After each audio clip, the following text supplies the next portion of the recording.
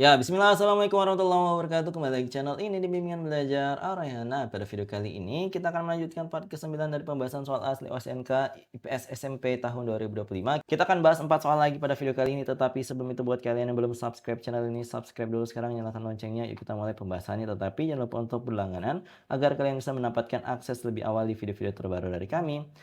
Oke, kita akan mulai pembahasan soal kita dari soal nomor 33.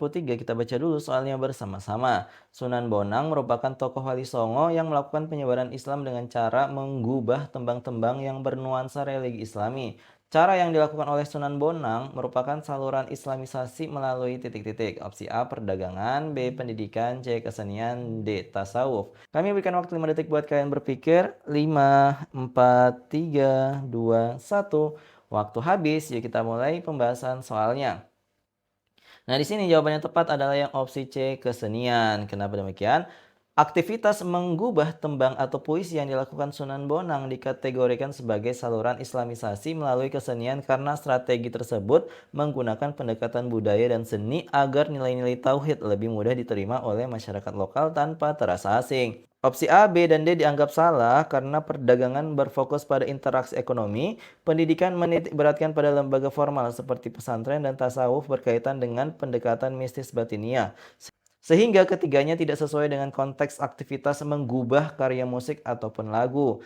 Nah, sebagai informasi tambahan, perhatikan kontribusi besar Sunan Bonang dalam bidang seni meliputi modifikasi instrumen gamelan dengan menciptakan alat musik bonang, kemudian penulisan karya sastra tasawuf yang judulnya adalah Suluk Wijil, serta penerapan metode alkulturasi budaya yang bersifat persuasif dan juga damai. Semoga pembahasan soal ini bermanfaat. Kita lanjut lagi ke soal berikutnya. Nah, di soal nomor 34 kita baca dulu soalnya bersama-sama. Belanda tiba di Indonesia dengan menempuh jalur pelayaran melewati rute pantai barat Afrika, Tanjung Harapan, Samudra Hindia, Selat Sunda, dan Banten. Rute yang ditempuh Belanda tidak menggunakan jalur yang melewati Selat Malaka dengan alasan titik-titik. Opsi A, mencari jalur yang lebih cepat untuk sampai ke Indonesia. B, menemukan rute baru yang ditempuh Eropa ke Indonesia. C, menghindari Portugis yang sudah menguasai Malaka sejak 1511. D, menaati hasil perundingan untuk mencegah perselisihan. Nah, kalau menurut kalian jawaban yang tepat itu yang mana?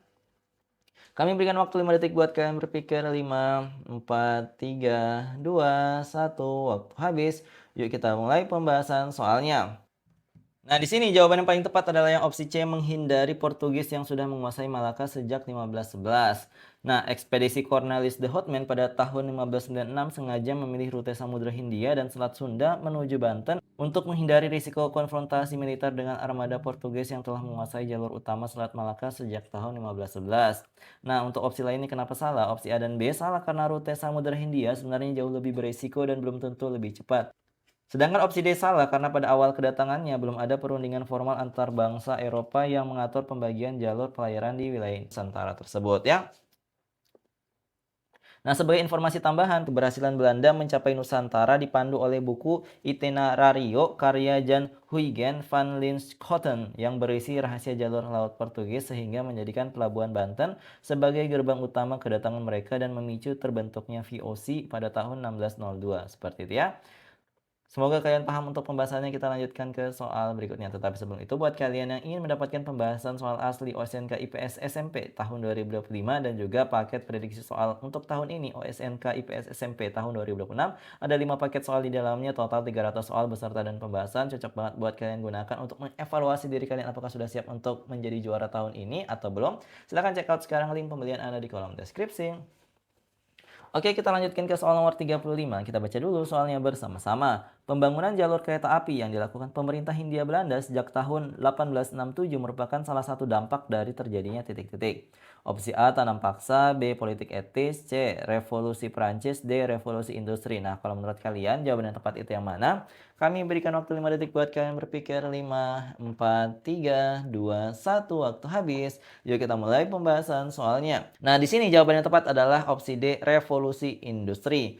Pembangunan jalur kereta api di Hindia Belanda merupakan dampak revolusi industri yang memperkenalkan teknologi mesin uap untuk meningkatkan efisiensi pengangkutan komoditas perkebunan dari pedalaman ke pelabuhan ekspor sejak tahun 1867.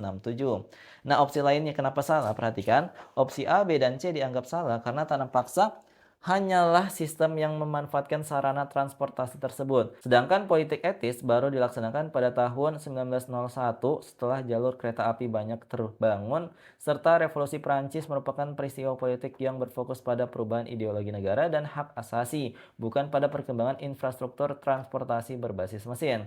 Nah, sebagai informasi tambahan, pembangunan jalur pertama dilakukan oleh perusahaan swasta, yaitu NIS pada tahun 1864, sebelum akhirnya dikelola negara melalui Staatspoorwegen ya. Nah, kayak gitulah pokoknya ya, dengan tujuan ganda untuk kepentingan ekonomi perkebunan dan mobilitas cepat pasukan militer Belanda. Seperti itu ya untuk pembahasannya. Kalau kalian punya pendapat yang berbeda, komen aja di kolom komentar. Kita lanjut lagi ke soal berikutnya. Nah, di soal nomor 36, kita baca dulu soalnya bersama-sama. Salah satu dampak positif diterapkannya sistem tanam paksa bagi masyarakat Indonesia adalah titik-titik. Opsi A, pemberlakuan sistem bagi hasil yang disebut kultur prosenten. Atau opsi B, pengenalan jenis-jenis tanaman industri dan cara pengolahannya. C, pembangunan industri perkebunan dengan sistem kerja teratur. Opsi D, pembebasan tanah penduduk dari pembayaran pajak. Nah, kalau menurut kalian jawaban yang tepat itu yang mana? Kami berikan waktu 5 detik buat kalian berpikir. 5, 4, 3, 2, 1. Waktu habis. Jadi kita mulai pembahasan soalnya. Nah, di sini jawaban yang tepat adalah yang opsi B, pengenalan jenis-jenis tanaman industri dan cara pengolahannya. Kenapa demikian? Perhatikan.